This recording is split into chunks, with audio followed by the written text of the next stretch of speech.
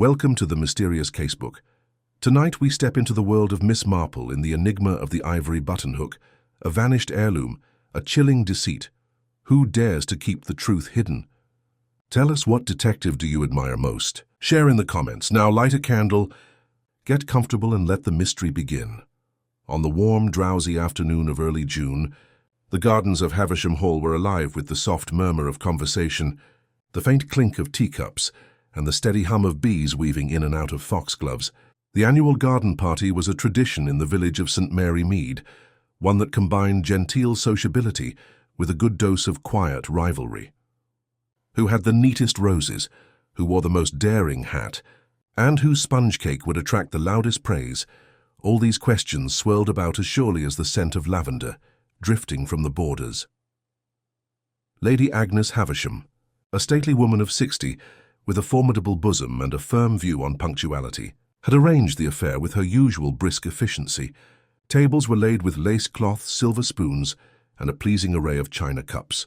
To the right of the lawn, beneath a striped marquee, a raffle table displayed its prizes: a bottle of sherry, a hand-knitted blanket, a painted tray, and, most curiously, a slender ivory buttonhook set into a velvet case. The gleaming tool, with its delicately carved handle, caught the eye of many passers-by, though most dismissed it as quaint and old-fashioned. A relic of a gentler age, perhaps, though one villager remarked with dry humour that nothing so pointed could ever be entirely innocent. Miss Jane Marple, sitting serenely beneath a wide-brimmed straw hat, observed the scene with her usual quiet detachment. She was content to sip her tea, listen to the scraps of gossip floating past, and file away those tiny inconsistencies of speech and manner that, to her mind, revealed more than any confession. She noted, for example, how Mrs. Lydia Pharaoh, the vicar's wife, complimented Lady Agnes's hydrangeas while simultaneously pressing her lips tight as if swallowing a sour taste. She also noticed young Leonard Blackwell, newly returned from a clerkship in London, hovering near the raffle table with an air of restlessness. And then, of course, there was Colonel Marchbank, retired, red-faced and expansive in gesture, who seemed determined to monopolize the conversation of anyone within arm's reach. The party unfolded in typical fashion until just past 4 o'clock, when Lady Agnes tapped a silver spoon against her glass and announced that the raffle would be drawn. A hush fell, broken only by the rustle of paper tickets being clutched in hopeful hands. One by one, the prizes were awarded amid polite applause and gentle laughter. When the final number was called, the ivory buttonhook went to Mrs. Lydia Pharaoh, who accepted it with a peculiar expression, a mixture of reluctance and unease, as though she would rather have been given anything else in the world. It might have ended there, a harmless afternoon crowned by a harmless trinket. Yet St. Mary Mead was a place where the most trifling objects had a way of stirring hidden depths. Within an hour, the peace of the garden party was shattered. The commotion began near the yew hedge at the far edge of the lawn. A maid came running, pale as the tablecloths, and stammered that something dreadful had occurred. Guests hurried forward, Lady Agnes protesting that they must remain calm, while Colonel Marchbank demanded to know what was amiss. Miss Marple rose slowly, leaning on her parasol, her mild eyes steady. Beneath the deep green shadow of the hedge, half hidden by a scatter of fallen petals, lay the still figure of Leonard Blackwell. His collar was askew, his complexion ashen.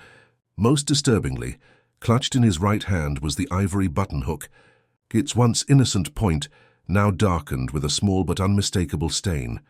A gasp ran through the assembled villagers. Mrs. Pharaoh gave a sharp cry and swayed, nearly dropping her teacup. Colonel Marchbank muttered something about damned young scoundrels and looked pointedly away. Lady Agnes pressed a hand to her bosom and declared it impossible, utterly impossible. Miss Marple alone remained composed. She bent slightly, her eyes moving with delicate precision from the body to the object and back again, before murmuring in a voice scarcely above a whisper, "How very curious for an instrument of such trivial purpose to end in such tragic employment." And so, in the golden light of that summer afternoon, beneath the roses and the bunting, murder made its quiet entrance into St. Mary Mead once again. By the following morning, the news had travelled with a speed that belied the size of St. Mary Mead. It was said with some pride by certain residents that theirs was a quiet, respectable village where nothing untoward ever occurred. Yet such pronouncements were usually made with a gleam of anticipation, for if nothing untoward occurred, then what was left to discuss over the morning milk delivery? Now, with an actual murder staining the otherwise tranquil gardens of Havisham Hall, tongues wagged with unbridled energy. At the Green Man public house, the landlord was heard proclaiming that it was clearly a case of young Leonard getting himself into mischief he couldn't wriggle out of. At the same time, Mrs. Martha Price, who lived above the butcher's shop, confided to her neighbour that she had once seen Leonard with a London newspaper tucked under his arm, and wasn't that proof enough that he was mixed up in things beyond his depth? Meanwhile, at the grocer's, Mrs. Sims declared with confidence that the real culprit must be someone from outside the village entirely. "No one here would do such a thing," she said loudly, though her eyes darted with suspicion as each new customer entered. Miss Marple listened to all this with her usual mild expression. Seated in her rose-covered cottage, knitting needles clicking steadily, she received visitors with apparent passivity, as though each guest had come only for tea. In reality, she was filing away each comment, each hesitation, and each overconfident statement. Human beings, she knew well, rarely kept their true feelings from slipping out when they thought themselves unobserved. The police, of course, had been summoned immediately after the dreadful discovery. Inspector Crayle, a broad-shouldered man with a brisk manner, was dispatched from the nearby town. By all appearances, he was eager to establish order, though to Miss Marple's practiced eye, his eagerness revealed itself as a desire for swift conclusions rather than thoughtful reflection. He interviewed Lady Agnes in her drawing-room, where she repeated for the third time that nothing of this kind had ever happened in her gardens before. He then spoke with Mrs. Pharaoh, who wrung her hands and insisted she had barely touched the raffle prize before it was somehow found in Leonard Blackwell's grasp. Colonel Marchbank made himself excessively useful, inserting comments about the general decline of youth and offering to escort the inspector through the grounds as though the place were his own. The colonel's voice carried well enough that several villagers overheard him assert Leonard had always been a slippery sort of secret about his time in London. No one could verify what those secrets were, but that hardly stopped speculation. As for Mrs. Pharaoh, her distress at being linked to the Buttonhook did not go unnoticed. She was said to have left the Havisham Gardens in tears, clinging to her husband's arm. Yet later that evening, she was glimpsed by a passing milkman walking briskly along the vicarage lane, with her head held high, as though some new determination had overtaken her grief. Such observations were repeated and embroidered until they bore little resemblance to truth. By dawn the next day, half the village was convinced she had quarrelled with Leonard before the party, though no one could agree on what about. Meanwhile, the Havisham staff added their own fuel to the fire. A maid reported seeing Leonard lingering near the raffle table before the draw, fingering the prizes, as though assessing their value. Another claimed he had been overheard speaking sharply to Lady Agnes's niece, a pale young woman visiting from Bath. Whether the words had been of anger or merely impatience was not remembered clearly, but in the retelling they became more sinister with every exchange. Miss Marple, when asked by her friend Mrs. Price for her view, only smiled gently and remarked that people sometimes mistake nervousness for guilt. She added, almost as an afterthought, that one ought to be careful in assuming a person's public expression reflects their private state of mind. Mrs. Price nodded without comprehension and repeated the remark to half the parish, not realizing its true weight. Inspector Crayle, for his part, was already narrowing his focus. Leonard Blackwell, he declared, had likely made an enemy during his years in London. The presence of the Ivory Buttonhook, he suggested, might be a mere accident, something picked up in confusion or even placed in his hand to mislead. His plan was to trace Leonard's recent correspondence, assuming that the motive would be discovered in some untidy business arrangement. Yet his manner suggested he would not object to finding a convenient local suspect if the inquiry proved too tangled.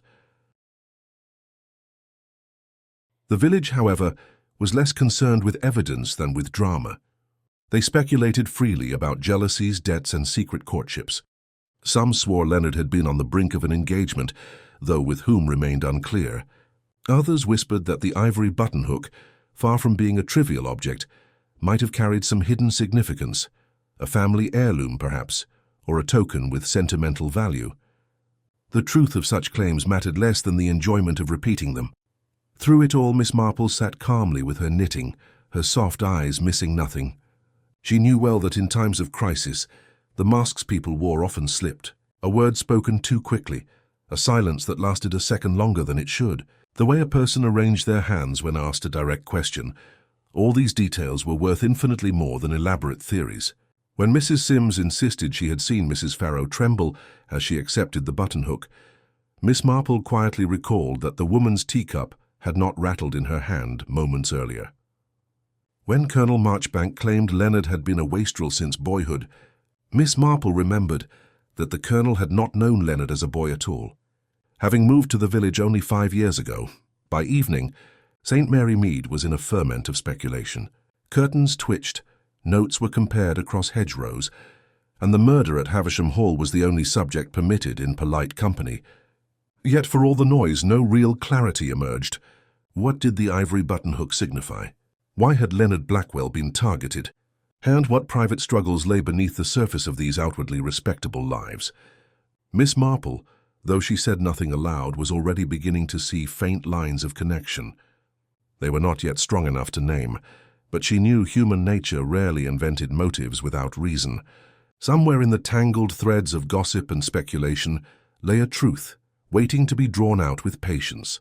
She folded her knitting neatly into her basket and allowed herself a small sigh. For where others saw only chaos, she saw patterns, and it was within those patterns that the true story always resided. Inspector Crayle began his official inquiry with a degree of urgency that seemed, at least to Miss Marple, somewhat unseemly.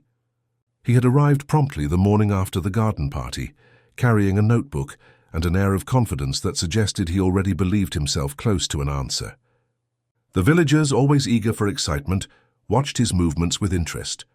To them, he looked the very picture of authority, striding through the lanes of St. Mary Mead with his polished boots and bristling moustache. Yet authority, Miss Marple reflected, did not necessarily guarantee accuracy. His first order of business was to return to Havisham Hall and examine the scene where Leonard Blackwell had fallen. The yew hedge still bore the faint traces of commotion, flattened grass, scattered petals, and the broken stem of a rose that had been trampled underfoot. The servants, eager to be useful, hovered at a distance, whispering about how dreadful it was, and how they had never expected such a thing to occur on their grounds. Inspector Crayle listened with polite disinterest, taking down only the barest details. To him it was not the atmosphere of the place that mattered, but the names of those who had been present, their movements and their alibis. Miss Marple, who had been invited along at Lady Agnes's insistence, for Jane always notices things the rest of us overlook, walks a little behind, seemingly preoccupied with the flowers. She paused to admire the hedge, remarking gently on the vigor of the summer growth. No one paid her much mind, which was precisely as she preferred it. Yet her eyes beneath the wide brim of her hat lingered upon the trampled rose, the angle of the grass, and the faint trace of something metallic glinting at the base of the hedge. She said nothing, content to file it away in her mind for later consideration. Inspector Crayle's interviews began in Lady Agnes's drawing-room. The grande dame herself sat with perfect composure, though her cheeks bore a faint flush of indignation. She repeated her account of the garden party with exact precision, noting who had arrived first, how the raffle was organized, and the dreadful moment when Leonard was discovered. Crayle asked pointed questions about Leonard's behavior, but Lady Agnes insisted she had hardly spoken to him. The young man struck me as restless, she admitted, but then most of his generation do. They cannot sit still for more than 5 minutes without glancing at their watches. It is quite fatiguing. From there, the inspector turned his attention to Mrs. Pharaoh. The vicar's wife entered the room with downcast eyes and trembling hands. She described how she had received the ivory buttonhook with reluctance, how she had placed it carefully in her handbag, and how she had not noticed its absence until after the discovery in the hedge. Crayle pressed her on the point. Was she certain she had put it away? Mrs. Pharaoh hesitated, then admitted she had been flustered and might have left it on the table for a moment. Her uncertainty caused the inspector to frown, for it provided a neat opportunity for the buttonhook to have been stolen. Yet Miss Marple, watching quietly, observed the woman's manner.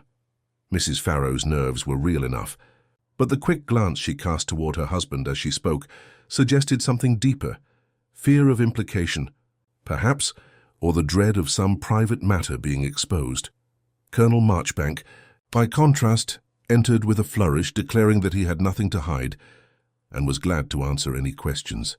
He launched into a monologue about Leonard's poor habits, his supposed debts, and the folly of young men who sought adventure in London only to return in disgrace. Inspector Crayle nodded approvingly, as though the Colonel's opinions were fact.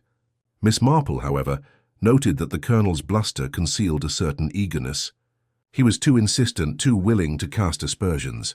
People who told the truth, she thought, rarely felt the need to embellish so heavily. By the afternoon, the inspector had gathered enough statements to construct a tidy narrative. Leonard Blackwell, he concluded, must have crossed paths with someone who held a grudge. The Ivory Buttonhook, left unattended, had been seized upon as a convenient weapon. His working theory was that Leonard had argued with one of the guests, tempers had flared, and in the ensuing struggle he had been struck down. It was, on the surface, a simple explanation, but to Miss Marple it was far too simple. That evening the village buzzed with fresh excitement. News of the inspector's conclusion spread quickly, carried from cottage to cottage like sparks on the wind. Some were satisfied, eager to believe the matter nearly solved. Others whispered that the inspector was barking up the wrong tree, that the true story was darker still. At the vicarage, Mrs. Pharaoh wept in private, convinced the village already suspected her. At the Green Man, Colonel Marchbank bought a round of ale and declared loudly that justice would soon be done, and at her quiet cottage, Miss Marple set aside her knitting and allowed herself a thoughtful frown. The next morning she made her customary visit to the High Street. She stopped first at the grocer's, then at the post office, where Mrs. Sims was eager to repeat every scrap of gossip she had collected. Miss Marple listened politely, nodding in all the right places, but her mind was elsewhere. She thought of the trampled rose, of Mrs. Pharaoh's trembling voice, of the Colonel's unnecessary bluster. She thought, too, of Leonard Blackwell himself, young, restless, and newly returned from London. People said he had secrets, but secrets took many forms. Sometimes they were debts of money. At other times they were debts of the heart. Inspector Crayle, for all his determination, was not looking in the right places. He saw only the obvious opportunity, weapon and motive in broad strokes. But human beings were rarely so obliging as to arrange themselves neatly. Their motives were tangled, their actions inconsistent, and their words layered with meaning. Miss Marple, in her quiet way, understood this better than anyone. She knew that the truth would not be found in dramatic statements or tidy theories, but in the small things, the slip of a tongue, the expression that contradicted the words, the object out of place. As she returned home, she paused at her garden gate and looked back down the lane. A few villagers nodded in greeting, eager to exchange a word about the case, but she only smiled and passed on. The sun was sinking low, painting the rooftops in gold, and the air was filled with the scent of honeysuckle. It seemed impossible that such a gentle evening could follow such a dark deed. Yet human nature, Miss Marple reflected, was never simple. Beneath the calm surface of the village ran currents of envy, fear, and desire. If one looked closely enough, those currents would reveal the truth of Leonard Blackwell's death. And she, quietly and without fuss, intended to do just that. The following days brought no relief to the village of St. Mary Mead. If anything, the gossip thickened and sharpened, turning into something close to accusation. People liked to imagine themselves as mere observers of the tragedy, but in truth, they could not resist shaping the story to suit their expectations. Someone must be guilty, and until the inspector named that person, the entire village was ready to put forth its own candidate. Inspector Crayle did not hesitate to encourage such speculation, though he might have denied it if accused. His manner was brisk, and his tone carried the assurance of one who believed he was closing in on the truth. He spoke often of opportunity, less often of motive, and scarcely at all of character.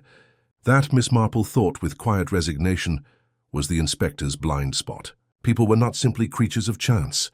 They acted for reasons that grew out of the smallest corners of their lives. One ignored such matters at one's peril. The inspector's chosen focus soon fell on Mrs. Pharaoh.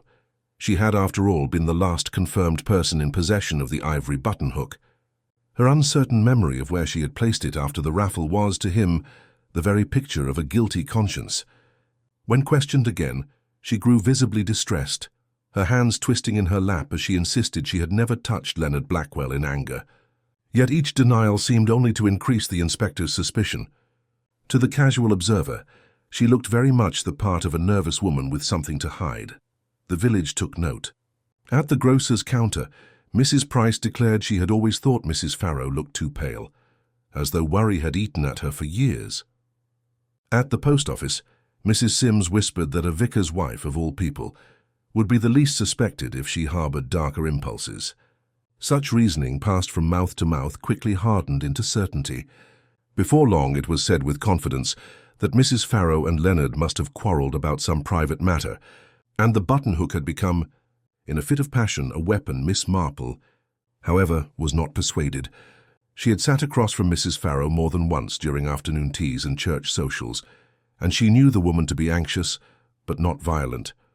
Nervousness might betray many things, guilt certainly, but also fear of disgrace, embarrassment over a secret, or simple dread of being misjudged. Miss Marple remembered how Mrs. Pharaoh had glanced at her husband before answering the inspector's questions. That glance had not suggested murderous intent. Rather, it suggested she feared what her husband might think of her words.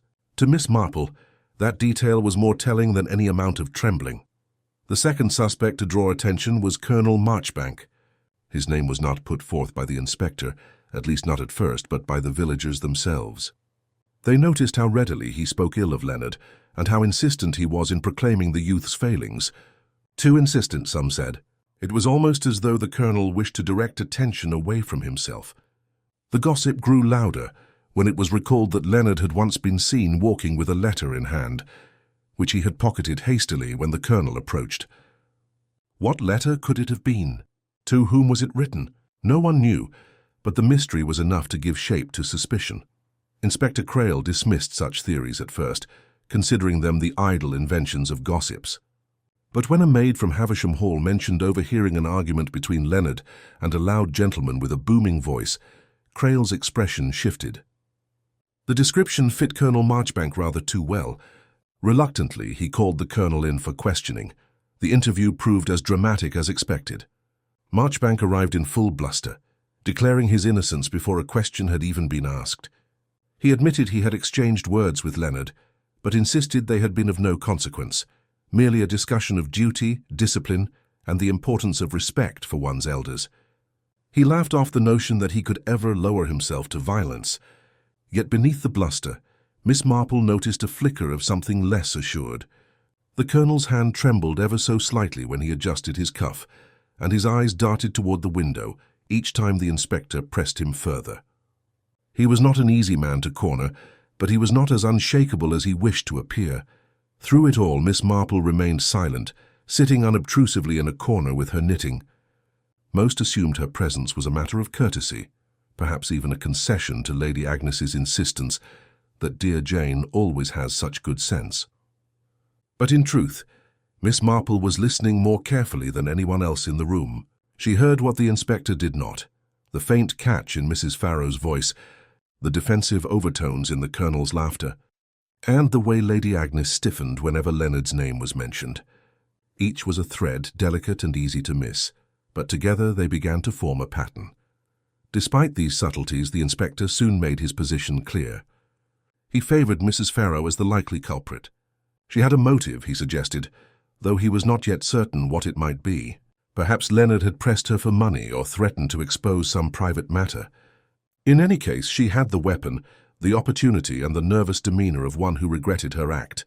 Crayle announced that until further evidence was found, he would treat her as the principal suspect. The effect on the village was immediate. Neighbours who had once greeted Mrs. Pharaoh with kindness now did so with hesitation. Invitations were quietly withheld, and conversations hushed when she entered the room. The vicar stood firmly by his wife, but his anxious glances betrayed his worry. Miss Marple, watching all this, felt a pang of sympathy. It was a cruel thing to be judged not by what one had done, but by how convincingly one could protest one's innocence. Yet Miss Marple was also realistic. Innocence did not make one blameless. It was possible that Mrs. Pharaoh hid some truth that had yet to come to light. Still, Miss Marple doubted it was the truth of the murder. The inspector's certainty troubled her, for she had seen too many instances where certainty blinded a person to subtler possibilities. People rarely acted in straight lines. They curved and twisted, hiding their real motives beneath layers of propriety. As evening fell, Miss Marple sat by her window with her knitting in her lap and her thoughts quietly ordered. The village might believe the matter nearly settled, but she did not. Somewhere beyond the inspector's tidy conclusions lay the true story of Leonard Blackwell's death. The ivory buttonhook, Mrs. Pharaoh's trembling hands, and the Colonel's too loud protestations, all these were pieces of a puzzle not yet complete. And Miss Marple, in her patient way, intended to fit them together no matter how long it might take. Miss Marple always said that small things were the only truly reliable things in life. A person's smile could be feigned, a statement rehearsed, but the little gestures, the overlooked details, those told the truth. While Inspector Crayle pressed forward with his case against Mrs. Pharaoh, Miss Marple contented herself with observing, listening, and waiting for the kind of clue that most people would dismiss as insignificant. On the morning after the inspector announced his suspicions, Miss Marple paid a quiet visit to Lady Agnes at Havisham Hall. She carried with her a basket of scones, an offering that allowed her to appear as no more than a kindly neighbour. Lady Agnes, clearly exhausted by the attention the case had brought to her home, welcomed her with gratitude.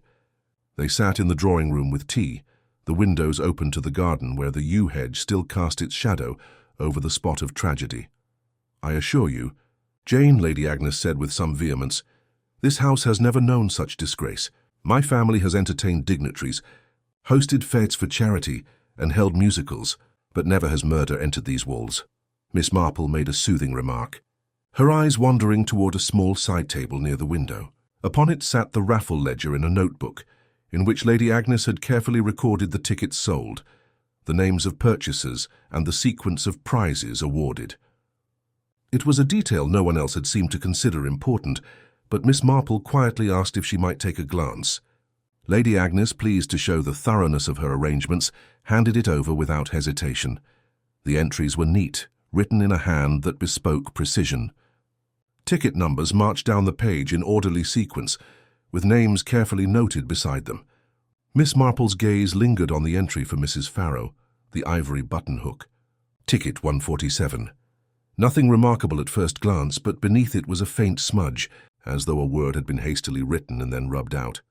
It was not unusual for mistakes to occur, yet Miss Marple's sharp eyes caught the outline of letters. The erased words seemed to begin with an L and end with a D. Leonard, perhaps? She returned the ledger without comment, her mind quietly turning over this small but curious detail. Later that afternoon, she took her customary walk through the village. Passing the vicarage, she saw Mrs. Pharaoh in the garden pruning roses with trembling hands.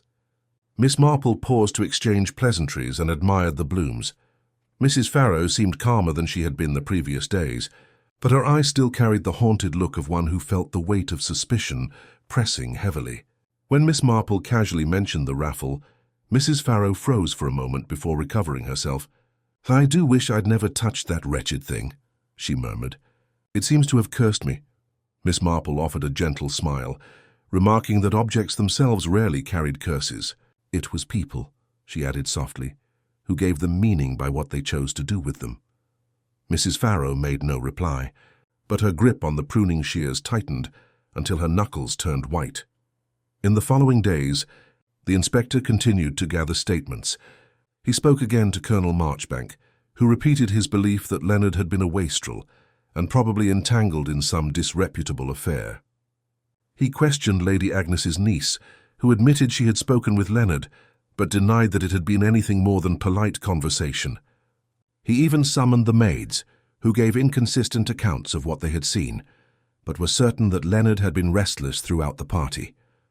To Crayle, these testimonies reinforced his theory that Leonard had provoked someone, and Mrs. Pharaoh, nervous and flustered, had seized upon the buttonhook in the heat of the moment. Miss Marple, however, returned to Havisham Hall once more, ostensibly to deliver a recipe to the cook. While there, she asked in her gentle way whether anyone had gathered up the raffle prizes afterward. A young maid explained that she had cleared the table after the drawing, But the buttonhook had already gone. "I did notice something strange, though," the girl added hesitantly. "There was an empty slip where it had been, as though someone had changed places with another prize. But Lady Agnes said it must have been a mistake, so I thought no more of it." This small remark struck Miss Marple with the weight of significance. The buttonhook had not merely been accepted and placed aside by Mrs. Farrowitz. It had at some moment been moved or exchanged. The erased name in the ledger suddenly took on new meaning. Had Leonard originally been marked as the winner, only for the record to be altered? If so, why? And who had reason to make such a change? Miss Marple did not speak of these thoughts aloud. She merely thanked the maid, left her recipe with the cook, and walked home with a quiet sense of unease. The village might believe the case was nearly solved, but to her the mystery had only deepened. The buttonhook was not simply a weapon of opportunity. It had been positioned, manipulated, and perhaps even destined to land in Mrs. Pharaoh's possession. That suggested planning, not an accident. That evening, as the sun dipped behind the rooftops, Miss Marple sat in her parlour with her knitting and considered the matter. If Leonard's name had once been attached to the buttonhook, then his death might not have been a random quarrel at all. It might have been a carefully contrived plan, one that had been set in motion long before the garden party. The key lay in understanding who had altered the ledger, who had reason to ensure the buttonhook passed from hand to hand, and what meaning the object carried for Leonard himself. The threads of gossip and speculation were many, but Miss Marple knew that in every tangled knot there was a single strand that, once pulled, unravelled the whole. She had not yet found that strand, but she felt herself drawing closer. For while the inspector busied himself with suspects and statements, she was beginning to glimpse the outline of something far more deliberate hidden design woven into the fabric of village life. And it was in that design she felt certain that the true motive for murder would be revealed. The mood in St. Mary Mead grew tense in the days that followed, as though the very air of the village had been altered by the events at Havisham Hall. Neighbours greeted one another with polite smiles, but behind those smiles lay suspicion. Each villager wondered what secrets the others might be hiding, and each was eager to prove their own innocence by pointing toward another's possible guilt. It was in such an atmosphere that hidden matters, usually kept discreetly behind curtains, began to emerge. Inspector Crayle pressed forward with his focus on Mrs. Pharaoh. He visited the vicarage again, insisting on clarifying her account of the raffle. This time he brought with him the ledger from Havisham. He pointed to the smudge beneath her name, and asked her directly if she knew why the entry appeared to have been altered. Mrs. Pharaoh flushed crimson and shook her head vehemently, saying she had no knowledge of it. Her husband, the Reverend Pharaoh, placed a protective hand on hers, but his expression betrayed unease. The inspector pressed further, suggesting that perhaps Mrs. Pharaoh had attempted to conceal something about Leonard Blackwell's connection to her. At that, the woman burst into tears and declared she had never spoken more than a handful of polite words to the young man. Crayle left convinced her tears confirmed guilt. Miss Marple, however, quietly disagreed. To her eyes, the tears revealed more of fear than of remorse. Meanwhile, Colonel Marchbank began to show signs of strain. His bluster grew louder, his opinions more forcefully expressed. At the Green Man, he declared in ringing tones that the village had grown soft, that once upon a time a crime like this would have been dealt with swiftly and without all this nonsense of ledgers and raffles. But those who watched him closely noticed that he drank his ale more quickly than usual and left earlier, avoiding the casual chatter that once delighted him. There were whispers that Leonard Blackwell had known something about the Colonel's past service, something that Marchbank would rather keep quiet. No one could say what it was, but the suggestion itself was enough to cast a shadow. Lady Agnes, too, was not immune to the village's probing eyes. She maintained her dignity, appearing in church with her usual composure. But her niece, the pale young woman from Bath, was observed slipping out of the pews with reddened eyes. When asked gently by a fellow parishioner if she was unwell, she replied hastily that she was only tired. But tiredness alone does not account for such frequent distress. And soon the story spread that Leonard Blackwell had paid her undue attention at the garden party. If true, it would give him a motive for confrontation with the Colonel or even Lady Agnes herself. Yet no one could confirm more than that Leonard had been seen near her, speaking in low tones. Just before the raffle was drawn, It was Miss Marple who first noticed a subtle shift in the way villagers spoke of Leonard. At first they had described him as restless, secretive, and perhaps reckless. Now they began to recall moments of arrogance, a tendency to charm and flatter, and a certain quickness of temper. These were not fabrications, but neither were they the whole truth. People, Miss Marple knew, often rearranged their memories to suit their theories. It was easier to believe Leonard had brought about his own end than to accept that one of their own might have deliberately planned his death. One afternoon, while visiting Mrs. Price, Miss Marple heard another small revelation. Mrs. Price, in her excitement to repeat the latest news, let slip that Leonard had been seen several times walking along the lane toward the old mill, a place seldom visited except by those who wished for privacy. He had been accompanied, she added with a conspiratorial whisper, by none other than Mrs. Pharaoh. At once the rumor spread that the vicar's wife and the murdered man were meeting in secret. To most it was proof enough of scandal and motive. To Miss Marple it was a detail worth considering carefully. She did not dismiss the possibility, but she also knew how quickly innocent encounters could be twisted into damning stories. The tension grew even sharper when Lady Agnes herself confronted Colonel Marchbank in public. It occurred in the churchyard after morning service. Voices were raised, though the words were not entirely audible. Several villagers claimed to have heard Lady Agnes say, "You must keep quiet about it for everyone's sake." The colonel, red-faced, retorted something about not being silenced. By the time they parted, both looked grim, and the gossip had new fuel. What was it they were determined to conceal? Did Leonard Blackwell's death have something to do with Lady Agnes's family, after all? Inspector Crayle, though pleased by the mounting pressure on Mrs. Pharaoh, could not ignore these other developments. He summoned Lady Agnes's niece for a second interview. The young woman, pale and trembling, denied any impropriety with Leonard, but admitted he had spoken to her in a manner that made her uncomfortable. He said, she whispered, that he knew something about our family, something that might be worth money. She could not explain further, for Leonard had been interrupted before he could elaborate. This revelation startled Crayle, who began to wonder if the motive might involve blackmail. But he quickly returned to his favorite suspect, insisting that Mrs. Pharaoh, nervous and overwrought, still fit the role most neatly. Miss Marple thought otherwise. She sat with her knitting by the vicarage fire one evening, quietly considering all she had learned. The erased entry in the ledger, the maid's remark about the prizes being shifted, the colonel's agitation, and the niece's confession of Leonard's unfinished threat all pointed toward a web of secrets.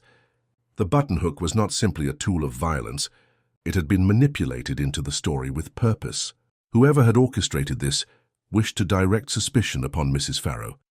That suggested planning, cunning, and an understanding of how quickly gossip could be turned against a respectable woman. Miss Marple allowed herself a small sigh as she laid her knitting in her lap.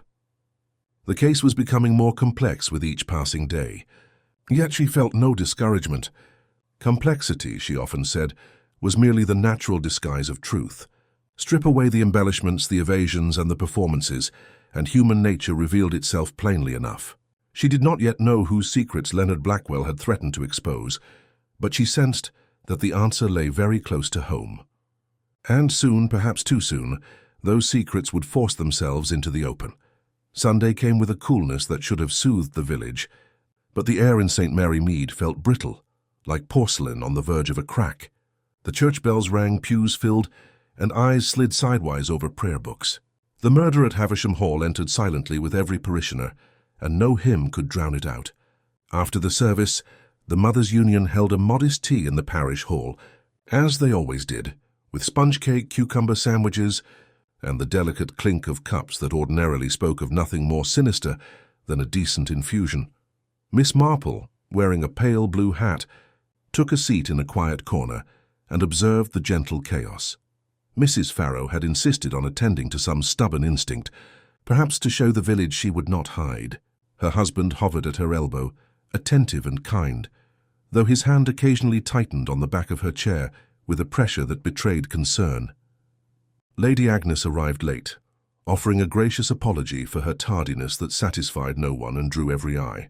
Colonel Marchbank planted himself near the samovar, proclaiming that strong tea, like strong discipline, solved most earthly ills. Lady Agnes's niece slipped in unnoticed and stood near the doorway, half shadow and half gauze, as though not entirely certain she belonged anywhere at all. It was a scene.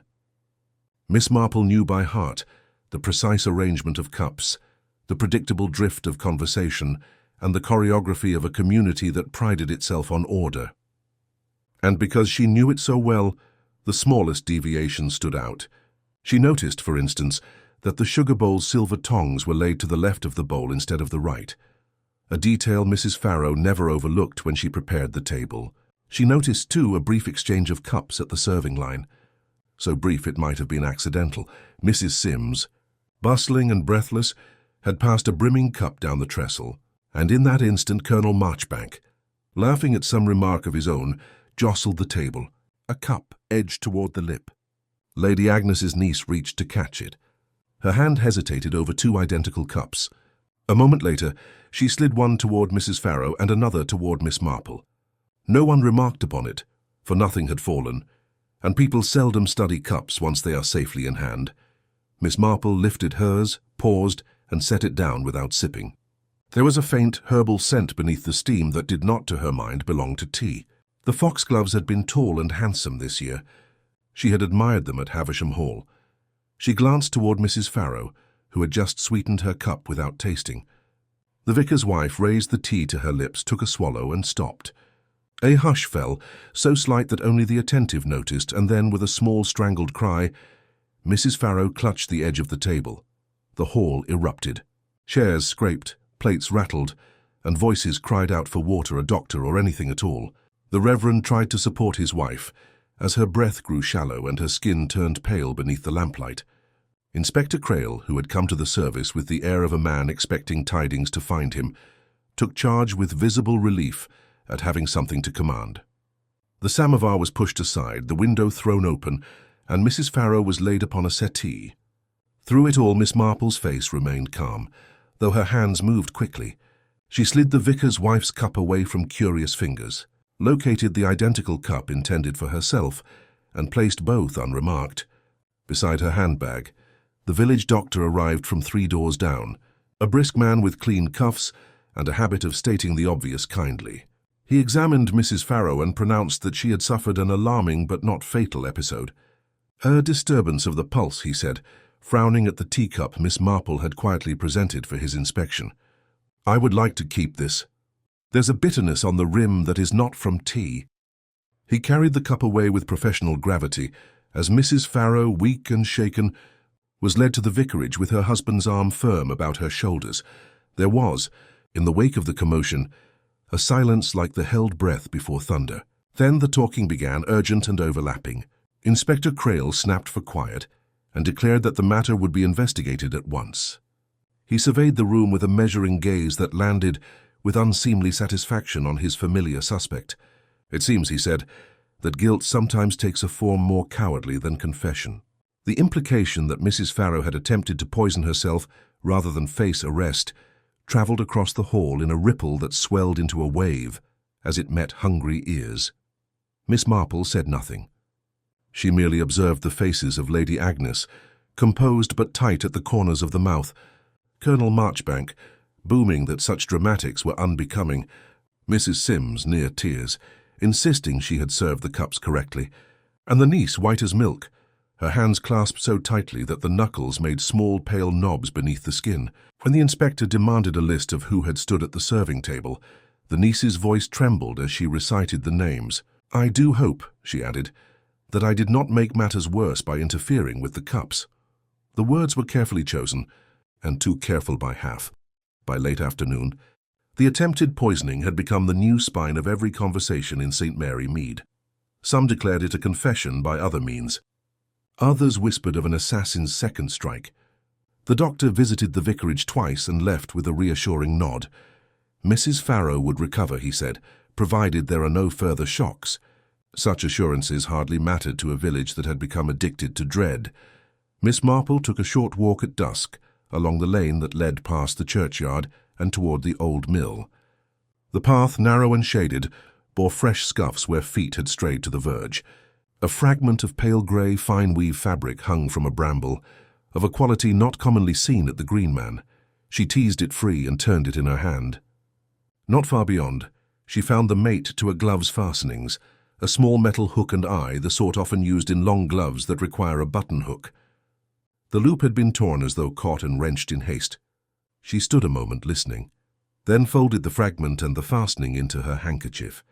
When she returned, she stopped at Havisham Hall under the pretext of delivering a note to Lady Agnesa with a recipe for gooseberry fool, which the cook truly had requested.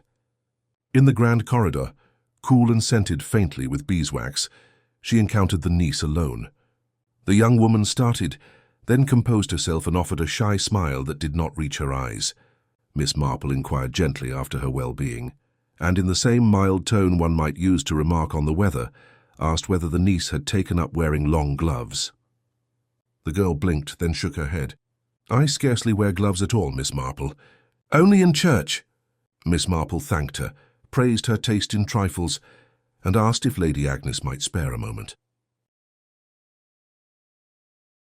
Lady Agnes received her with elaborate courtesy. The conversation was of trifles, roses, and the indecency of recent events encroaching upon civilized homes. Yet when Miss Marple mentioned, as though idly, that she had admired the raffle ledger's neatness and found the system of prizes quite admirable, Lady Agnes's gaze, for a breath, flinched away. It returned at once, serene and firm. She asked after Mrs. Pharaoh's health with appropriate concern and rang for tea. Miss Marple declined, pleading an early evening. Inspector Crayle came to Miss Marple's cottage at twilight, full of his newest certainty. He was convinced that Mrs. Pharaoh's episode was self-inflicted. "Conscience, Miss Marple. You would be surprised how it works upon the nervous system. A dose of something digital is, perhaps, growing everywhere in this village, and would go far to confirm what we already suspect." He paused to adjust his cuff, pleased with the neatness of logic that required no further effort. "Unless," he added, as though the idea had only then visited him, someone else sought to silence her. "But who and why when we are so close to the truth?" Miss Marple's smile was as soft as the lamplight on her table. "Truth, Inspector, is a retiring lady. She rarely presents herself when called upon. She waits to be found." She inquired whether he had kept careful track of every cup at the Mothers' Union tea. He said that he had suspected that he had not. She asked whether he had considered the oddity of 2 cups set before the same person in the same instant. He frowned and said that such domestic details were the province of women. Miss Marple inclined her head. "Yes," she said gently, "and it is a fortunate thing, for sometimes they are the only details that matter." After he had gone, she set the 2 rescued cups upon a cloth and studied their rims. One, faintly, carried the same herbal whisper she had noticed before. The other smelled only of tea. She folded the cloth, placed the handkerchief with the torn glove fastening beside it, and sat down to think. The attempted poisoning had changed the pattern. If Mrs. Pharaoh had been meant to die, then someone feared what she might reveal, or feared that she might be wrongly accused, and thus leave the true grievance unresolved. If, on the other hand, she had been meant merely to frighten, then the purpose was to deepen suspicion and fix it more firmly upon her. Both possibilities argued design. The erased name in the ledger, the shifted prizes, and the torn gloves fastening near the path to the old Milik were stitches in a fabric someone had tailored to fit a particular figure. Miss Marple's needles lay idle on the table. She did not need them just now. The village was knitting itself tightly enough. Outside, the bell of the church clock marked the hour, and the lane settled into quiet. In that quiet, she could almost hear a voice from the garden party, half-remembered, saying that nothing so pointed could ever be entirely innocent. She looked at the cups and, beyond them, at the shadowed shapes of her roses through the window. Somewhere among these ordinary things, a person had moved with purpose, and that purpose, she felt certain, would soon betray its owner, provided one watched for the next. Smallest slip. Monday broke with a thin grey light and a hush over St. Mary Mead, as though the village itself were unwilling to stir the water any further. The attempted poisoning at the parish hall had settled into rumour with surprising speed, swift in its spread, slower in its comprehension. People repeated the facts as they understood them, and filled the gaps with certainty, Inspector Crayle paraded propriety in the lanes and assured anyone who asked that progress had been made, though what progress precisely he did not say. At the vicarage, Mrs. Pharaoh lay pale but recovering. The doctor had left strict instructions for rest and a diet of thin broth, which the good lady accepted with the obedient misery of a patient who fears to be noticed for the wrong reasons. Miss Marple rose earlier than usual, her mind as neat and orderly as the breakfast tray she prepared. She wrote 3 notes in a fine, spidery hand and dispatched them by the boy from the post office, with the air of a woman inviting friends to an innocuous tea. The recipients were Lady Agnes, Colonel Marchbank, and Lady Agnes's niece. Each note, in its way, appealed to a private comfort. To Lady Agnes, the promise of a recipe for a reliable syllabub. To the Colonel, a question about a regimental button said to have gone out of manufacture in '09, and to the niece, an opportunity to examine a small collection of old sewing tools Miss Marple claimed to be sorting for the church jumble. The time was set for 4 o'clock.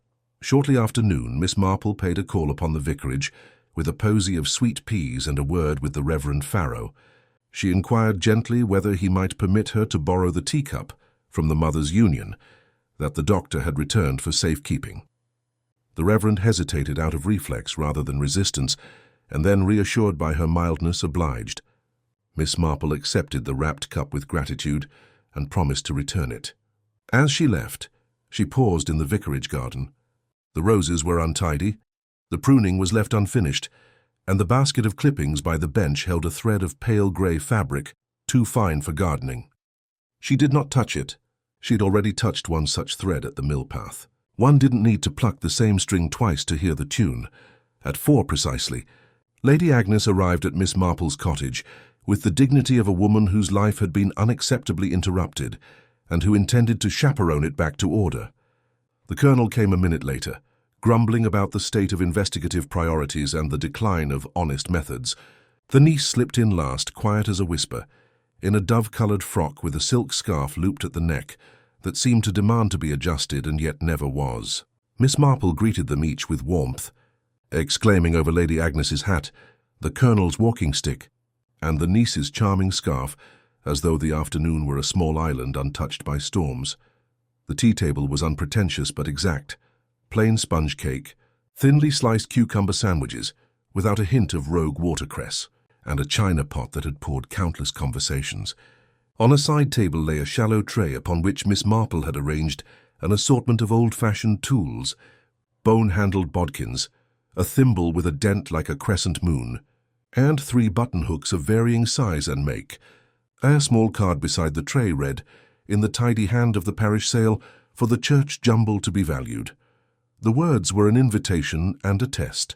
Such curios, Lady Agnes murmured, taking her seat. One forgets how useful they once were. Utility is rarely forgotten by those who have made a habit of it, Miss Marple replied, pouring tea. And habits, I have found, often outlive the need that produced them. Colonel Marchbank boasted that a good habit was the backbone of civilization. He accepted a cup from Miss Marple's hand with an absent nod and reached at once for the sandwiches, which he praised as admirably straightforward. The niece hovered, her glance flickering toward the tray of tools as though something on it pricked at the corner of her memory. Miss Marple watched her for a heartbeat longer than politeness required, then set a cup before her, and another before Lady Agnes. They drank. Miss Marple did not. Instead, she lifted the domed glass butter dish that served as a paperweight on her writing table, and revealed, half-concealed beneath it, the vicarage cup from the Mothers' Union tea. Clean now, but not enough to remove the faint line on the rim where bitterness had nestled. She let the glass down again without comment, as one might lower a cloche over a tender thing. The Colonel noticed and frowned. Lady Agnes looked away. The niece's hands tightened on her saucer. "I have asked you here," Miss Marple said pleasantly, "because I've always believed that certain questions are best addressed in company. A mystery is not so different from a quilt. One person cannot stitch all the pieces without losing the pattern. What do young people say? Coordination." The Colonel snorted but sat up. Lady Agnes offered an encouraging word indeed. The niece nodded once, as though she were afraid to dislodge something balanced within. "First," Miss Marple continued, "a small domestic matter. At the parish hall yesterday there was a moment, The briefest, when two identical cups hovered before the same person. Most inconvenient. In such cases, I have noticed that people accustomed to serving will sort according to the arrangement they know best. For example, sugar tongs are always to the right at the mother's union unless a person with a different habit lays them left by instinct. She set down her cup untasted. This is not to blame. It is a habit. And habits, as I said, carry their own signatures. The silence that followed was the taut string before a bow was drawn. Lady Agnes's mouth thinned. The niece stared at the tongs placed on Miss Marple's table this afternoon on the left. Colonel Marchbank turned crimson, misinterpreting entirely, and began to protest that he never touched the cursed tongs at all. Second, Miss Marple went on gently, the raffle ledger. One might forgive an erased line. Names do shift about in the press of a village fete. Still, the traces of an L and a D beneath the buttonhook entry do suggest that the prize was, at one moment, assigned elsewhere. The maids recall an empty slip and a prize exchanged. I mention this only because it indicates intention. Someone wished the Ivory Buttonhook to pass through a particular pair of hands. Now Lady Agnes's gaze did not flinch. It hardened. You are implying, Jane, that deceit occurred under my roof. I am suggesting, Miss Marple replied, very mildly, that an alteration occurred under your roof. As to who made it, one almost never learns such things by demand. They reveal themselves when the right thought disturbs the wrong person. She rose with a little apologetic sound and drifted, apparently aimless, to the tray of sewing tools.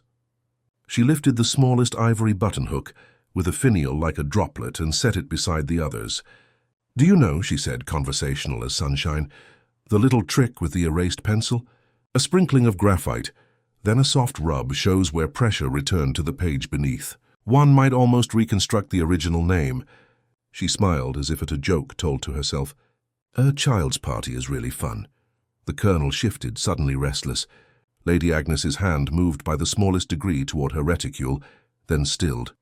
The niece remained motionless save for her throat, where a pulse beat quickly and high. Third, Miss Marple said, a matter of fabric. The mill path has its brambles, and brambles have a way of remembering who passed by with a haste that did not suit their trimmings. I should be happy to return what they kept if anyone has missed it. She did not open her handkerchief. She merely placed it, folded on the table beside the buttonhooks. The niece spoke for the first time, her voice gentle and careful. Is it very wrong, Miss Marple, to prefer not to be reminded of small accidents? One snags things in this village rather often. Only when one walks where one ought not, the colonel barked, relieved to find an opinion he could pronounce. There's no decent reason to take the mill path these days. There are many reasons, Miss Marple said softly. Privacy, for one, or the wish to meet someone without the village taking note. Perhaps to exchange a word about a letter that should not exist. At that, Colonel Marchbank started. His hands, broad and capable, tightened on the arms of the chair. Lady Agnes looked sharply at him. The niece glanced down. The silence returned heavier. Miss Marple folded her hands. You see, when a young man returns from London with a restless air and the habit of approaching people in corners, he often carries something besides charm, a whisper of knowledge, a suggestion that what is known might be valued in coins. Such suggestions are unpleasant. They provoke our better selves to denial and our worse selves to haste. Are you accusing my household of something unworthy? Lady Agnes demanded. The composure held, but frost formed in her voice. I am asking your household, Miss Marple answered, to consider that the village is not a stage for improvisation. The more one rearranges the furniture, the more obvious the scratches become. She offered cake then, an absurd gesture that restored the appearance of social ritual. Cups were refilled, though Miss Marple's remained full. The niece took a slice and did not eat it. The colonel declined and looked toward the door. Lady Agnes accepted and touched the plate, as if to anchor herself to something ordinary. Only then did Miss Marple set her small final piece.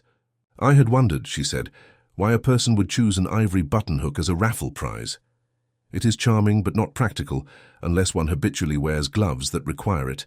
Few do now. Yet a person who has recently taken to gloves and scarves might find it convenient. Her eyes, clear and kind, lifted to the niece's throat. Convenience often leaves a trace, a missing fastening, a thread on a thorn, a moment's uncertainty when two cups must be sorted in a line. The niece's saucer rattled against her cup. She steadied it at once and raised her chin. "You make too many trifles, Miss Marple." "One almost always does," Miss Marple agreed. "Until the trifle proves to be the whole."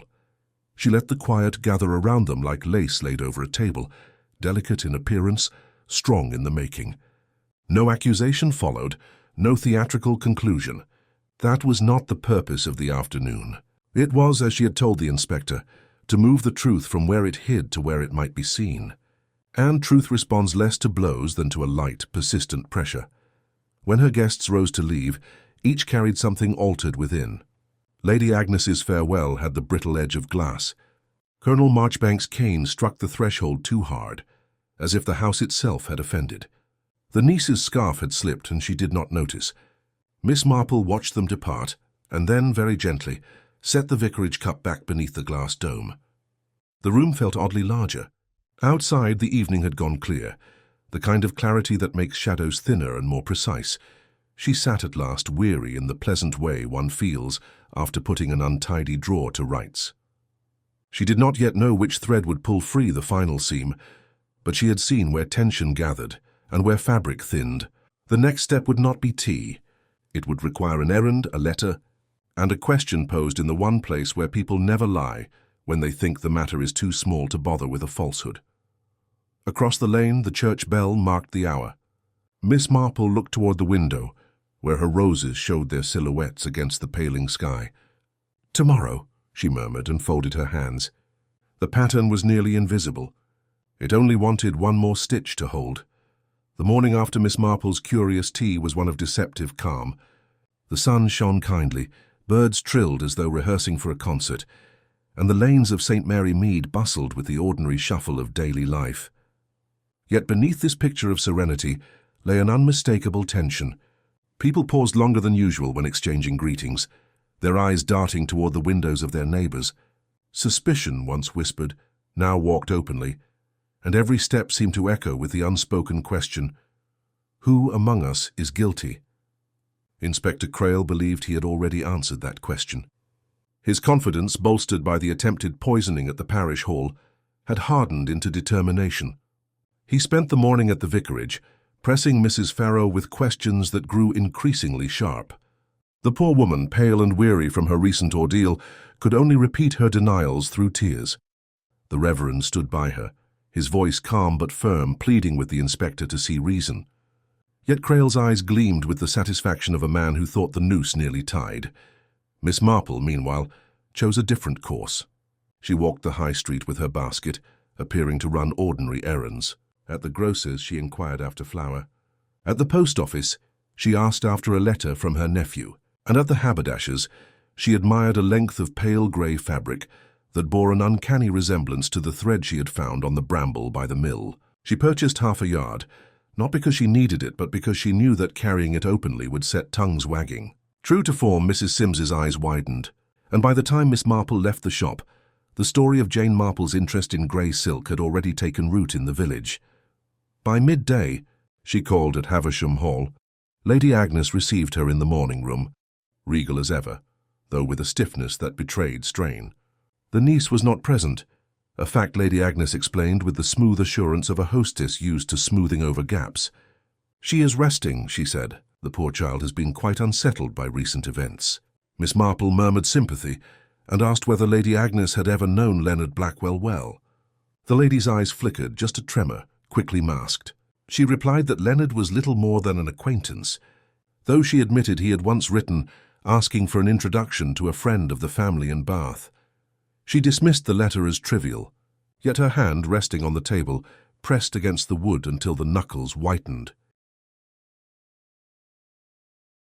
Colonel Marchbank appeared soon after, unannounced, and was clearly displeased to find Miss Marple present. He blustered about the scandal dragging on too long and the inspector's incompetence. His words tumbled over themselves, forceful and unguarded. "The boy was a blackmailer, make no mistake," he said, his voice booming. "Better men than I have been ruined by less." He caught himself then, too late, and coughed roughly, as though to drown the sound. Lady Agnes shot him a look sharp enough to cut stone. Miss Marple, sitting demurely with folded hands, simply nodded as if nothing untoward had been said. That afternoon, the niece was seen walking swiftly along the lane that led toward the mill. She carried no basket, no book, nothing at all to excuse her haste. A boy delivering eggs saw her pause, look over her shoulder, and then disappear into the trees. When the tale reached Miss Marple's ears, she set aside her knitting and went out by herself. She did not hurry. Her pace was the steady rhythm of one who trusted she would arrive exactly when she meant to. The mill path lay quiet, though the marks of hurried feet were plain. Near the bramble where she had found the grey thread before, she discovered fresh scuffing. A small pressed circle in the mud suggested the tip of a cane, the kind Colonel Marchbank carried. Yet there were lighter steps as well, hurried and uneven as though someone had stumbled. Miss Marple continued only far enough to see the mill's weathered stones, then turned back. She had no wish to intrude.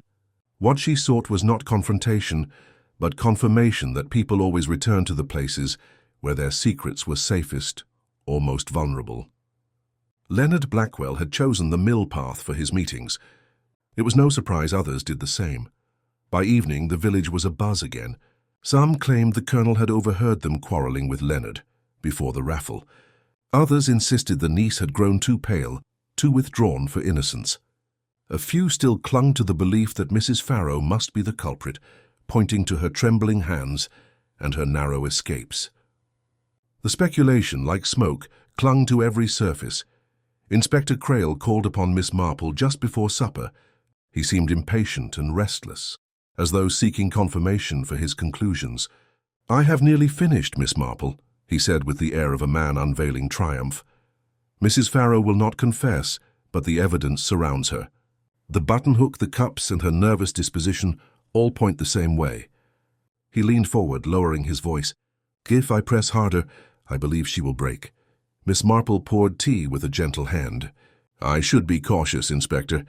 People under pressure may say many things, but not always the truth. It is a dangerous thing to mistake tears for evidence." He frowned, dismissing her caution as womanly softness. "You have a kind heart, Miss Marple, but the law requires firmness. I shall bring this matter to its conclusion within the week." He rose with a stiff bow and departed, leaving behind the faint smell of his cigar. When the door closed, Miss Marple sat very still. She thought of Leonard's restless figure, the erased name in the ledger, the shifted cups at the Mothers' Union, and the fragments of fabric on the brambles. She thought of Lady Agnes's whitened knuckles, the Colonel's unguarded words, and the niece's hurried walk to the mill. Patterns were emerging, threads weaving themselves together. Yet the picture was not yet complete. It was as though she held a nearly finished tapestry, but with one corner still loose, waiting for the stitch that would draw the design tight. That night, as the lamps were lit in cottages up and down the lane, Miss Marple sat by her own window with her knitting untouched in her lap. The village seemed peaceful, but she knew peace was only on the surface. Secrets pressed against it from below, like stones beneath thin ice. Tomorrow perhaps the ice will crack, and when it did, she would be ready to see clearly what others had missed. The events of the past week had left St. Mary Mead in a state of nervous anticipation. The village was weary of whispers and speculation, weary of looking at its own reflection and finding suspicion there. People wanted resolution, and Inspector Crayle promised it was close. Yet beneath his confidence lay an impatience that betrayed itself in sharp words and heavy steps. He had already prepared his statement for the magistrate, convinced that Mrs. Pharaoh's trembling hands and the poisoned cup were enough to secure her guilt. The law, he declared, could not afford to wait upon old women's fancies. But Miss Marple, knitting quietly in her cottage, knew the law and the truth often walked in different directions until someone guided them together. That guidance came in the form of a letter. Miss Marple wrote it in her fine, precise script and sent it round with a polite request that Inspector Crayle attend a gathering at Havisham Hall. Lady Agnes, Colonel Marchbank, her niece, the Reverend and Mrs. Pharaoh, and a handful of others connected to the party were invited as well. The pretext was simple. Miss Marple wished to review the sequence of events with everyone present so that no detail should be lost. Lady Agnes, reluctant at first, agreed if only to reclaim some measure of control over the scandal that had clouded her household. Crayle accepted with ill-concealed irritation, muttering that indulgence of domestic theatrics would waste time. Yet curiosity drew him. for even he understood that Jane Marple had a way of uncovering things others overlooked. The gathering took place in the long drawing-room of Havisham Hall, where portraits of solemn ancestors peered down from dark frames. The summer light filtered through tall windows, softened by lace curtains, and the room bore the faint scent of lavender polish. Chairs had been arranged in a semicircle, giving the impression of an informal tribunal. Lady Agnes presided at one end with her niece beside her. Colonel Marchbank sat heavily, his cane thumping the floor. Mrs. Pharaoh, pale but resolute, was supported by her husband. Inspector Crayle stood, notebook in hand, impatient as a schoolmaster waiting for unruly pupils to quiet. Miss Marple, in her usual pastel hat, looked as harmless as a sparrow among hawks. She sat at the centre, her knitting bag by her chair, though no needles clicked this time. She folded her hands and addressed them all with the mild courtesy of a hostess opening a parish tea. "I thank you for coming. I know how distressing this affair has been for us all, but I believe we may do better by looking at what is plain rather than what is dramatic." Crayle gave a sharp cough. "Mrs. Pharaoh has already been shown to have the weapon and the motive. Forgive me." "Inspector," Miss Marple interrupted gently, "but motives are rarely so simple.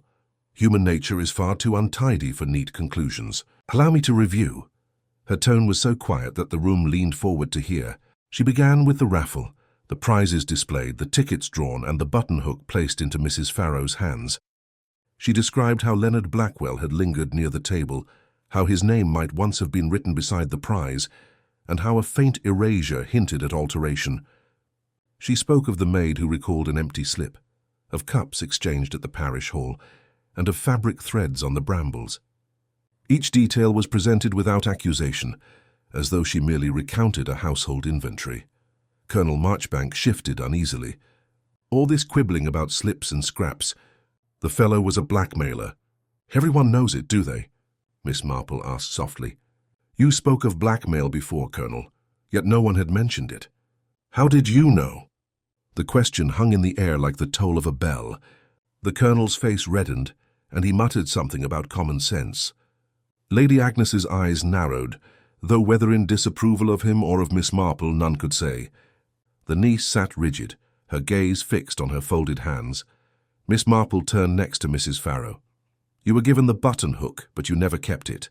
I believe it was taken from you before you left the lawn. That in itself was deliberate. It placed suspicion where it was meant to fall. And then, when you might have protested your innocence, you were nearly silenced by a cup of tea prepared with more than sugar."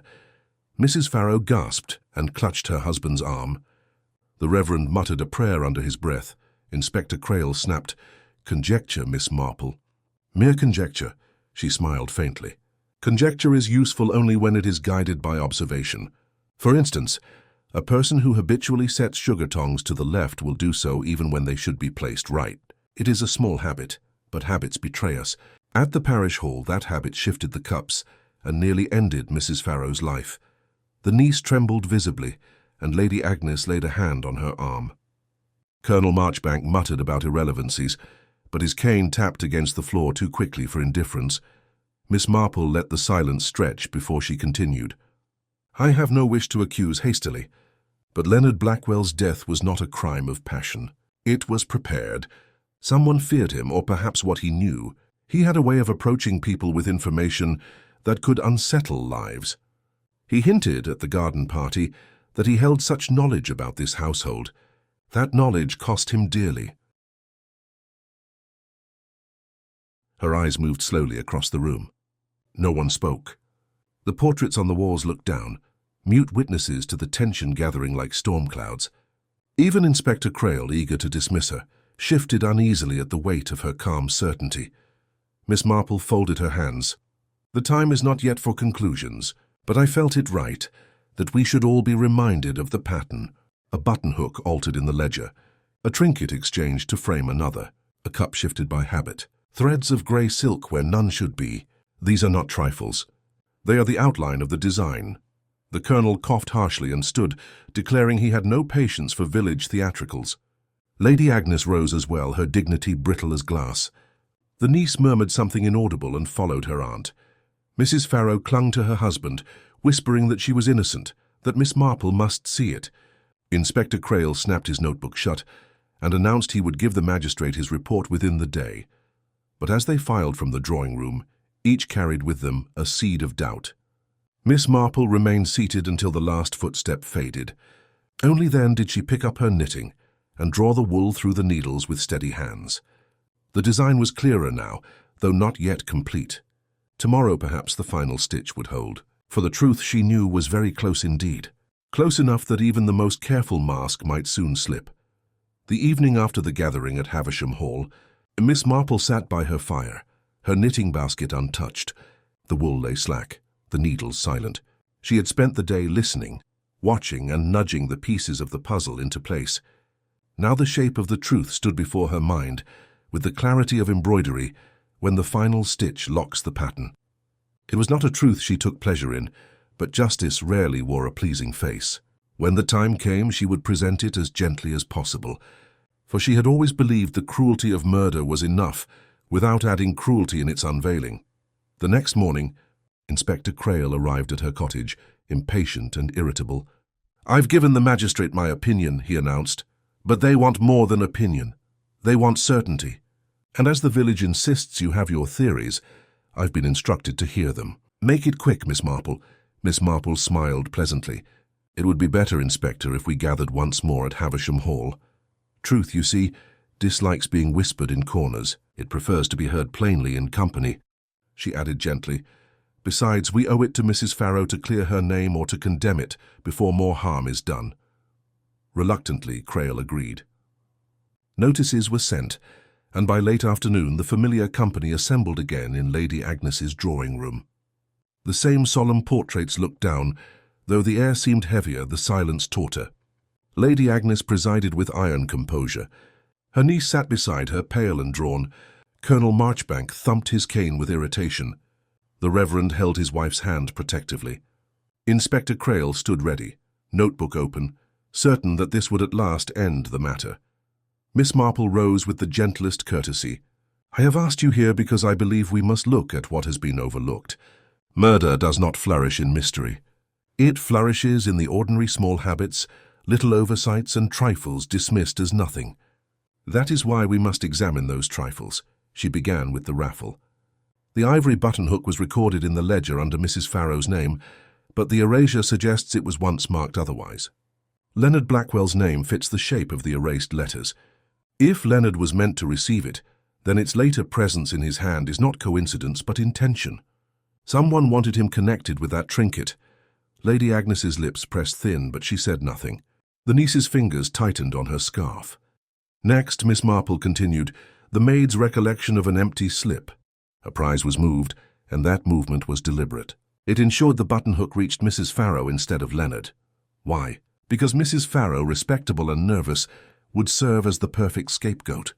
It was not enough to kill Leonard. His death had to fall upon someone else." A murmur rose, swiftly silenced by Crayle's glare. Mrs. Pharaoh dabbed her eyes with a handkerchief, her husband whispering comfort. "Then we came to the parish hall," Miss Marple went on. 2 cups were nearly set before the same person. One of them held something bitter, digitalis, most likely drawn from the foxgloves that grow in abundance near Havisham Hall. Mrs. Pharaoh drank from it and nearly died. But the faint herbal scent was familiar to me. It matched the cup I myself had been about to lift before it was exchanged. The poison was not meant to silence Mrs. Pharaoh. It was meant to silence me. The room gasped. Colonel Marchbank swore under his breath. Inspector Crayle stiffened, startled, and began scribbling furiously. Miss Marple remained calm, her voice steady. "That tells us something important. The person who arranged Leonard's death also feared that observation might expose them. I had noticed the sugar tongs placed to the left rather than the right, a small habit, and one repeated in my own cottage when I laid them out. It is not the Colonel's habit nor Lady Agnes's, but it is the habit of her niece. We saw it at my tea when she arranged the service. Such things are not easily unlearned." The niece gave a little cry and rose halfway from her seat, then sank down again. Lady Agnes put a hand on her arm, but the gesture was stiff, almost reluctant. Miss Marple spoke gently, almost with sorrow.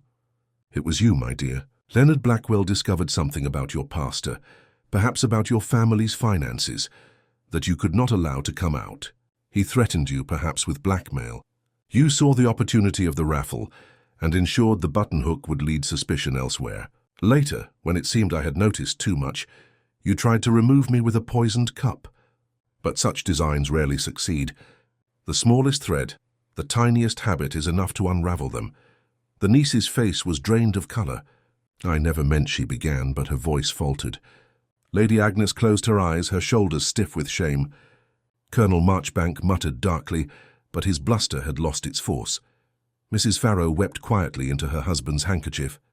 Inspector Crayle straightened, triumphant now that he had a name to attach to his case. "You'll have to make a full statement," he declared briskly. "But it seems we have the matter settled." His words sounded hollow, for the weight of Miss Marple's calm revelation lingered far heavier than any official pronouncement. Miss Marple folded her hands. "The law may deal with the particulars, Inspector. But remember, this was not merely a crime of circumstance. It was a crime born of fear. Fear of disgrace, fear of exposure. Leonard was foolish, perhaps cruel in his way, but his death was not inevitable. It was chosen.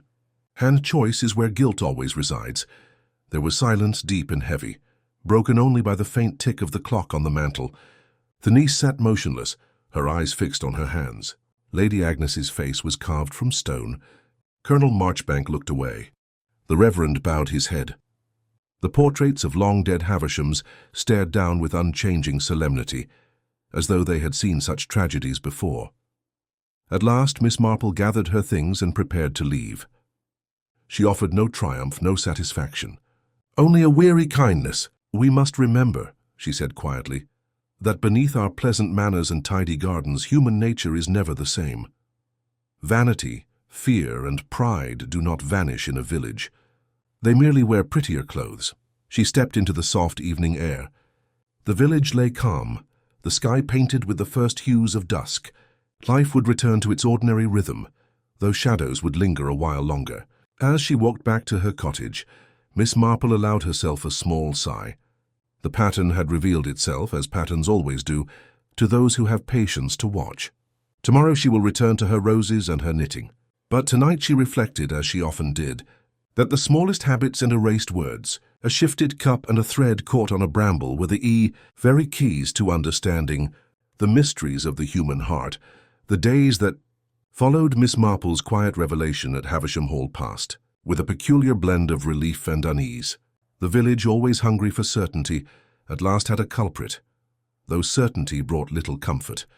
Whispers that had once darted from door to door grew softer, as if the people of St. Mary Mead feared that further talk might summon more shadows. For all their curiosity, the villagers were wary of scandal.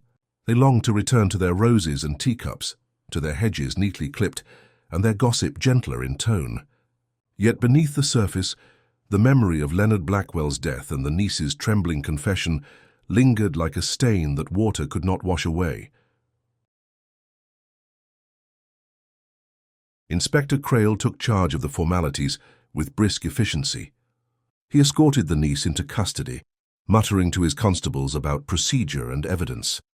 His voice carried down the lane as though the performance mattered more than the result.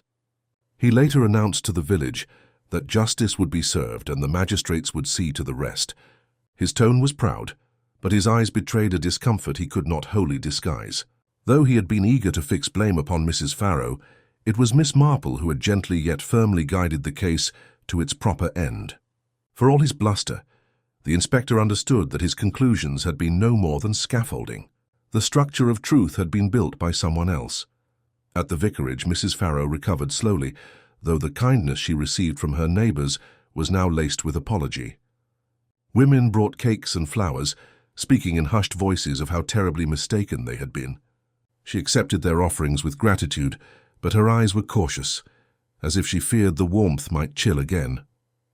The Reverend, relieved but chastened, spoke one Sunday on the dangers of rash judgment, and though his sermon was brief, it struck home. Many villagers lowered their eyes, remembering their own ready accusations. Colonel Marchbank retreated into bluster, louder than ever but oddly hollow. At the Green Man, he declared that he had always suspected something amiss in the Havisham household, though those who listened remembered differently. He puffed out his chest, ordered another pint and proclaimed that the whole affair had been a disgrace to the village. Yet he left earlier than usual each night, his cane tapping quickly on the cobblestones, as though he wished to escape his own echoes. Lady Agnes bore the scandal with a dignity that verged on steel. She maintained her routine, presiding over the hall and attending church with her head held high. But her eyes, once quick to appraise and dismiss, grew clouded with an awareness she could not shake. Her niece's downfall had tarnished the family's name, and though she never spoke of it, the stiffness in her spine betrayed the weight she carried. The great house seemed quieter, its corridors echoing with absence rather than grandeur. As for Miss Marple, she returned to her cottage and her knitting as though nothing extraordinary had occurred. Neighbours visited to thank her, to marvel at her insight, and to express their astonishment that she had seen what no one else had. She accepted their words with modest smiles, assuring them that anyone could have noticed the same had they paid attention. In truth, she knew few ever did. Human beings were drawn to drama, to the broad strokes of suspicion, while the truth revealed itself only in trifles. A thread on a bramble, a cup exchanged, and an erased name, these were the keys. She tucked them into her mind as a gardener tucks away seeds, to be drawn upon again when needed. One afternoon, a week after the final gathering, she strolled down the lane with her parasol. The village looked as if it always had children running after hoops, shopkeepers arranged their wares, and roses bloomed in gardens as though unaware of darker matters. Yet to Miss Marple the air felt subtly altered. People smiled, but their smiles were slower to form. They greeted one another, but with a pause before speaking, as though wary of what words might betray. St. Mary Mead had learned, once again, that beneath the surface of polite society ran veins of fear, vanity and pride. She paused at her gate, looking across the hedge at her roses. They were in full bloom, their petals soft, their fragrance sweet. She bent to clip a fading blossom, remarking to herself how swiftly beauty and decay lived side by side. It was much the same with human nature, she thought. Outwardly charming, inwardly flawed, always balanced between virtue and weakness, Leonard Blackwell had been reckless, perhaps cruel in his pursuit of advantage, but his fate had not been inevitable. It had been chosen for him by someone who feared exposure more than they feared guilt. And fear, Miss Marple reflected, was the truest root of crime.